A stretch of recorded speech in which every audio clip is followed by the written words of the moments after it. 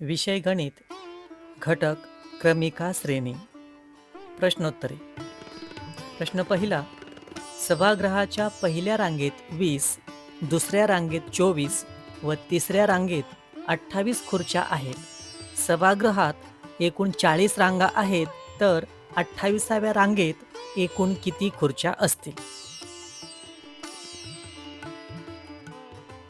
पहा, ही एक अंकगणितीय श्रेणी आहे.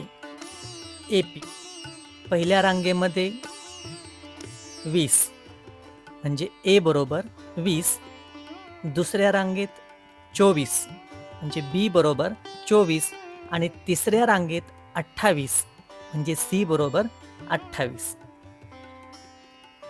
या ठिकाणी 20, 24 आणि 28 यामधील फरक जर आपण पाहिला तर तो आहे 4, म्हणजे सामायिक फरक डी बरोबर 4. आता आपल्याला सूत्र वापरायचं आहे n-व्या पदासाठी सूत्र. Tn बरोबर a अधिक कंसात n वजा 1 d.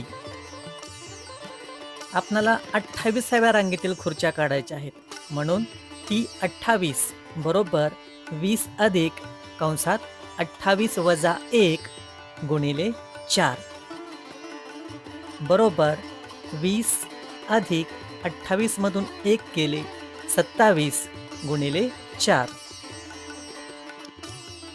T28 बरोबर 20 अधिक 27 आणि 4 यांचा गुणाकार 27 चौक 108, 20 आणि 108 यांची बेरीज केली 128. आता सोपी पद्धती पहा, प्रत्येक रांगेत 4 ची वाढ आहे. 28वी रांग म्हणजे पहिल्या रांगेपासून 27 पायऱ्या, म्हणजे होणारी वाढ बरोबर 27 गुणिले 4 बरोबर 108. मग पहिल्या रांगेमध्ये 20 अधिक वाढ होती 108, अशा प्रकारे 20 आणि 108 बरोबर 128 हे झालं आपलं उत्तर. सूत्र लक्षात ठेवा. Tn बरोबर a अधिक n वजा 1 d. या ठिकाणी n म्हणजे रांगा, a म्हणजे पहिली रांग, n म्हणजे 28व्या रांगेतील संख्या आणि d बरोबर सामायिक फरक. याप्रमाणे सूत्र व्यवस्थित पाठ करा.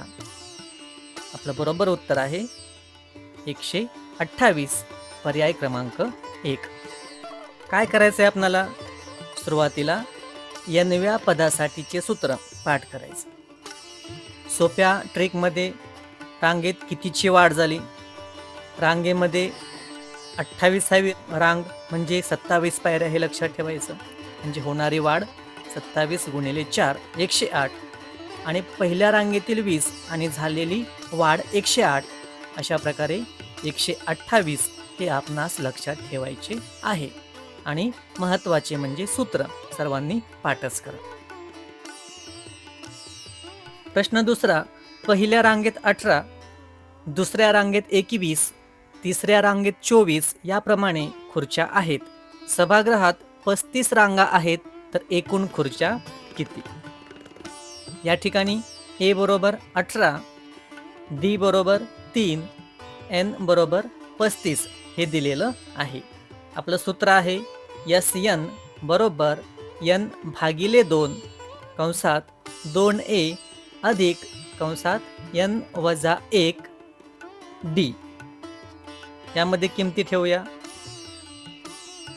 रांगा 35 म्हणजे S35 बरोबर 35 भागिले 2 कंसात 2 गुणिले a ची किंमत 18 अधिक n 35 वजा 1 आणि d यातील फरक जो आहे 18, 21 आणि 24 त्यांच्यातील सामायिक फरक हा 3 आहे, म्हणून d बरोबर 3 बरोबर 35 भागिले 2 कंसात 18 दोन्ही 36 अधिक 35 मधून 1 गेले 34 गुणिले 3 बरोबर 35 भागिले 2 कंसात 36 अधिक 34 आणि 3 यांचा गुणाकार 102 म्हणून S35 बरोबर 35 भागिले 2 गुणिले 36 आणि 102 बरोबर 138.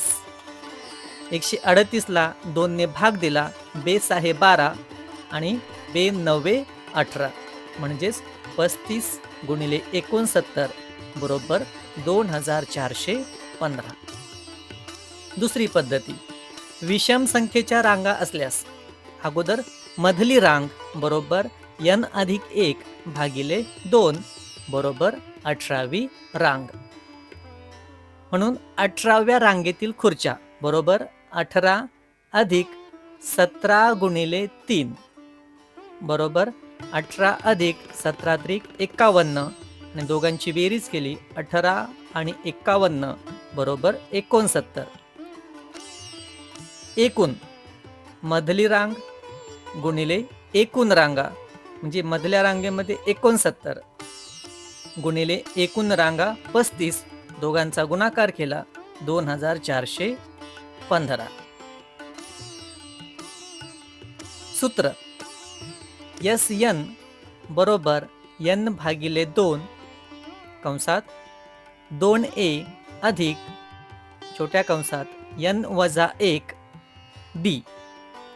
n म्हणजे रांगा, a म्हणजे पहिली रांग आणि d म्हणजे सामायिक फरक. काय लक्षात ठेवायचं आहे? a ची किंमत किती आहे, d ची किती आणि n ची किती आणि सूत्र. दुसऱ्या पद्धतीमध्ये विषम संख्या असेल तर मधली रांग त्या संदर्भाचं सूत्र आणि एकूण खुर्च्या म्हणजेच मधली रांग गुणिले एकूण रांगा अशा पद्धतीने सर्व गोष्टी लक्षात ठेवा.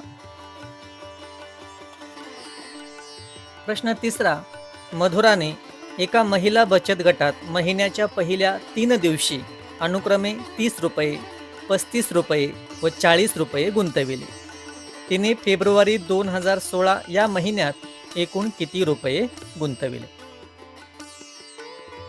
पहा, 2016 हे लीप वर्ष आहे म्हणून फेब्रुवारीला दिवस 29. 30 35 40 या ठिकाणी दररोज 5 रुपयांची वाढ आहे.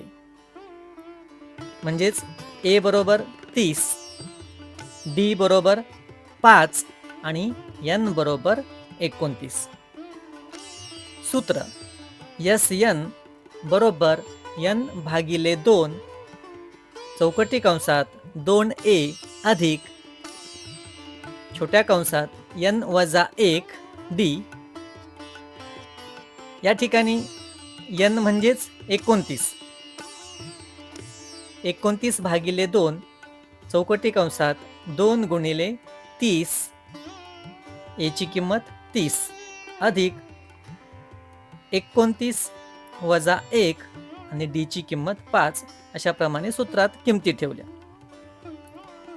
29 भागिले 2 बरोबर 30 आणि 2 यांचा गुणाकार 30 दोन्ही 60 अधिक 29 मधून 1 गेले 28 आणि 5 28 आणि 5 यांचा गुणाकार 28 पाचे 140. SN बरोबर 29 भागिले 2 गुणिले 200. 2 ने आपण 200 ला भाग दिला, भागाकाराला 100 म्हणून 29 आणि 100 यांचा गुणाकार 2900. दुसरी पद्धती, 29 दिवसांचा मध्य काढायचा. मध्य म्हणजेच 15वा दिवस.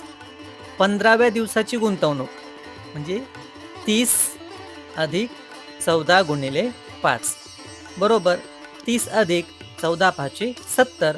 30 आणि 70 100 रुपये.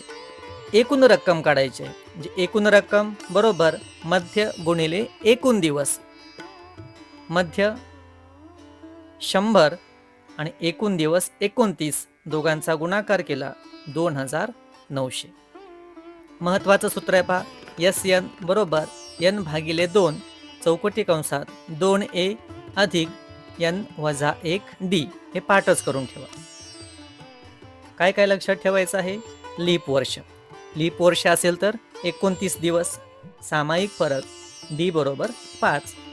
a 30 आणि n 29 हे लक्षात ठेवा. सूत्र लक्षात ठेवा.